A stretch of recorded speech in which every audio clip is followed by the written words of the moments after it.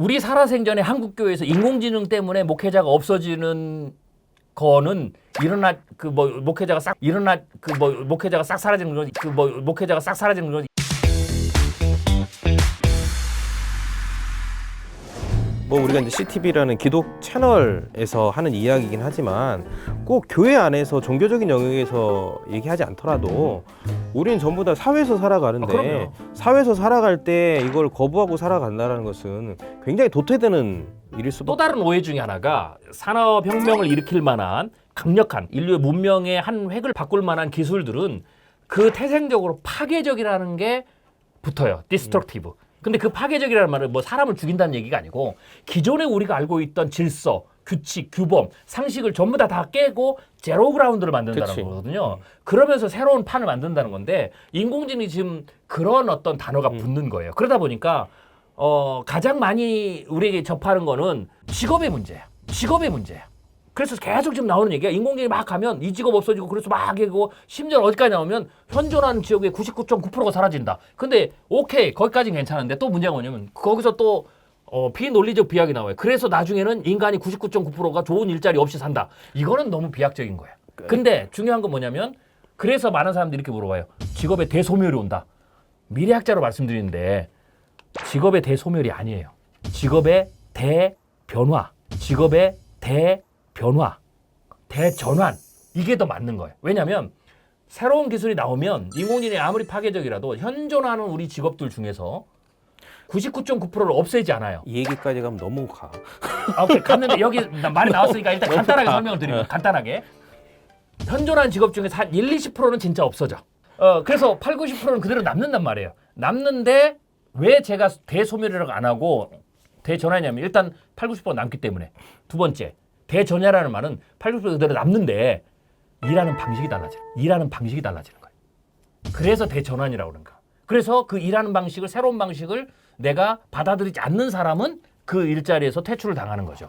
그러니까 이게 이제 역사적으로 보면 언제나 반복적인 건데 산업혁명이 일어났을 때도 러 다이어트 운동이 일어났거든요. 그러면서 이제 기존의 어떤 기득권이라고 얘기할 수 있는 일자리나 어떤 자본의 어떤 핵심 중추적인 역할들에 있었던 사람들이 이제 새로운 판에서의 어떤 경쟁력을 잃어버리니까 항상 거부감이 있었던 그리고 러다이어트 운동이 일어나고 뭐 이제 계속해서 거부하지만 결국에는 그쪽으로 간다라고 했을 때 지금 판도 이제 그런 새로운 질서 안에서의 새로운 변화들이 일어난다라는 측면에서 보면 각자가 느끼는 감정은 좀 다르겠지만 또 필요성이 내가 굳이 이걸 써야 되나라고 생각할 수 있겠지만 그게 아니라 이제는 좀 더 적극적으로 이것들을 좀 받아들여서 좀 어떻게 잘 사용해 볼까라는 고민을 지금 좀 해야 될 시점인 건 분명한 거죠.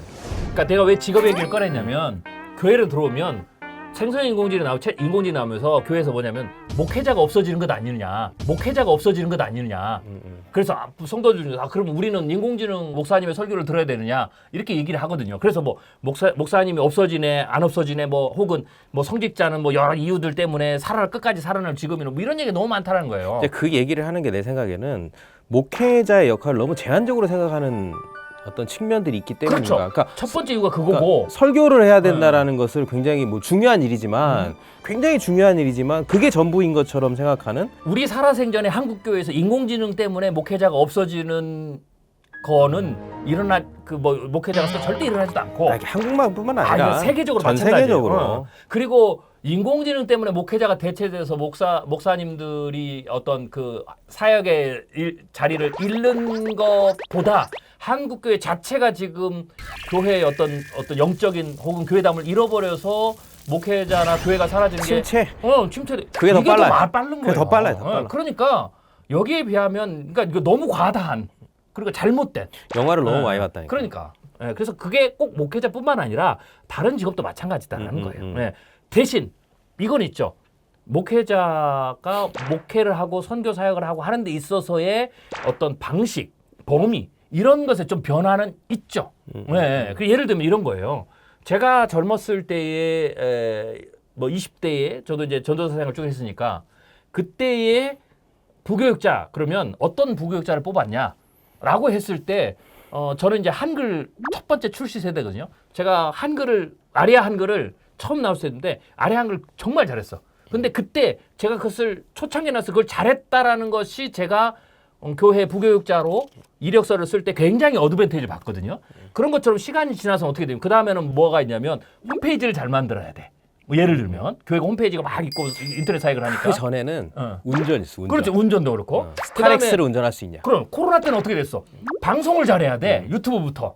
그러니까 이런 것을 잘하느냐 못하느냐에 따라서 내가 어떤 사역지를 갈 때 나의 어떤 그 부교육자로서의 어떤 역할, 역량들을 잘 드러낼 수 없느냐, 아느냐. 그걸 못 드러내면 우선순위 밀리겠죠. 이런 것처럼 인공지능이 오면 목회자나 목회자 사역에 있어서 그런 측면의 변화가 있다는 거예요. 그러니까 여기서 그 인공지능을 무시하면 그런 디스어드밴티지를 받는다. 이렇게 생각을 해야 되지. 목회자가 없어진다? 이거는 정말 너무 과다한. 말이 말 나온 그대로 김에 영화를 너무 많이 본. 말이 그런 나온 이야기. 김에 얘기하면 제 생각에는 목회자로서의 사역이 훨씬 더 강화될 수 있다. 오히려 나는 더 강화된다. 더 강화된다라고 생각하는 게 합리적이다. 그렇죠.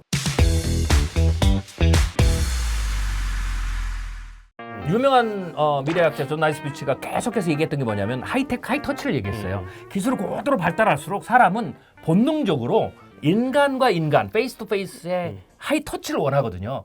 저는 인공지능 기술도 그 기술의 더 발달에 그 선상에 있는 거예요. 그러니까 인공지능이 더 발달할수록 근본적으로 사람들은 사람과 사람 얼굴을 보고 그리고 목회자가 정말로 하나님의 마음을 가지고 우리들을 터치해주고 우리 영성에 대해서 얘기를 해주고 물론 말씀을 내가 성경 공부를 할 때 챗GPT가 성경 공부를 하는 부분은 잘 도와줄 수도 있어. 그렇지만 목회는 그게 전부가 아니기 때문에 목양이 필요한 그렇죠. 거죠. 목양이 필요한 그렇죠. 거죠. 목양이. 그런 부분에서 훨씬 더 도와주죠. 우리 교단에 이제 뭐 오카노 목사님이 제자 훈련을 했을 때 나는 그 제자 훈련의 가장 큰 강점이 뭐냐라고 한다면 교재가 체계적으로 돼서 뭐 이런 것도 있겠지만 사실은 목회자와 평신도의 사이의 간격이 좁혀지고 그렇죠. 그 시간 동안에 정말 어떤 도제 학습, 영적인 그렇지. 도제 학습처럼 2시간 동안 제자 훈련할 때 마음이 함께 부딪히는 마음이 부딪히고 같이 대답하고 서로 공감해주고 토론하고 그래서 이런 거지. 사실 어떻게 보면 그 교재 텍스트 글자에 힘이 있는 게 아니거든. 그렇죠. 네. 그 시간 그렇죠. 안에서의 어떤 마음이 네. 부딪히고 생각이 부딪히고 신앙이 부딪히면서 깨어지고 그럼. 다시 한번 자신을 돌아보고 네. 이런 것들이 훨씬 더 중요했다. 근데 오 목사님이 살아생전에 가장 강조한 게 똑같은 거였어요. 스피릿이라는 거지. 네. 그 3시간 동안에 우리의 교재가 중요한 게 아니고 이 교재를 그대로 잘 수행하는 게 중요한 게 아니고 그 안에 지금 얘기한 것처럼 성도들이 말씀 안에서 영적으로 부딪힘이 있고 공감이 있고 소통이 있고 이런 스피릿 그러면서 그리스도의 제자답게 같이 씨름하는 이런 게 가장 중요한 거라고 얘기했죠. 그러니까 저는 이 부분은 인공지능이 훨씬 더 많은 일을 하고 뭐 예를 들면 챗GPT5 같은 경우는 곧 1, 2년 후에 나오면 모든 분야에서 박사 수준의 지식을 우리에게 가져다 줄 수 있거든요. 빠른 속도로. 그런 시대가 와도 이 영역들은 훨씬 더 오히려 더 강화된다. 그렇죠. 더 두드러진다. 이렇게 이제 봐야 되죠. 그런 측면에서 챗GPT나 인공지능 때문에 목회자가 사라지는 그런 일은 절대로 안 일어납니다. 절대로 안 일어납니다. 목회자의 역할이 훨씬 더 중요해질 더 수밖에 중요해질 없는. 수 있죠. 네, 단 과거에 챗GPT가 없었을 때 그런 부분들 지금 챗GPT 다 할 수 있는 이런 일만 계속 목회 중심으로 두고 있다면 그런 목회자님들은 역할이 줄어들겠지. 역할이 줄어들겠지. 그렇지만 그 외의 영역에서 훨씬 더 강화된다. 이렇게 그게- 봐요. 그게 그게 훨씬 이제 더 중요한 거니까. 사역의 어떤 목회자의 역할의 어떤 변화? 뭐 이렇게 봐야 되죠. 그리고 뭐 굳이 챗GPT가 아니더라도 지금 우리가 살아가는 세상이 되게 드라이하잖아요. 그럼. 건조하고 뭔가 이렇게 너무 날카롭고 거기에다가 챗GPT까지 들어왔으니까 사실은 더 드라이해질 그렇지, 수 있는 그렇죠. 시대니까. 그렇죠. 그러니까 이런 메마른 시대에 있어서 목회자가 해야 될 게 뭐냐, 목회자가 해야 될 게 뭐냐 그런 역할들에 대해서 고민을 한다면 굳이 목회자가 사라지지 않느냐라는 질문의 답은 너무 명쾌한 것이 아닌가. 그렇죠. 예, 그렇게 봐야 돼요. 그래서 이런 부분도 이제는 우리가 당면한 현실이기 때문에 왜냐면 변화가 우리가 몰려왔기 때문에 이거를 그냥 어떤 공포나 환상 속에만 있으면 안 되고 좀 냉정하게 우리가 생각해서 우리의 역할을 좀 다시 되돌아보는 그리고 재구성하는 이제 그게 좀 필요하다라고 볼 수가 있죠. 목회자가 설교문 작성 시 챗GPT를 사용하는 것에 대해서 부적절하다, 적절하다라고 봤을 때 부적절하다가 64%예요. 이거는 부적절하다가 64%가 되면 안 돼. 100%가 돼야 돼.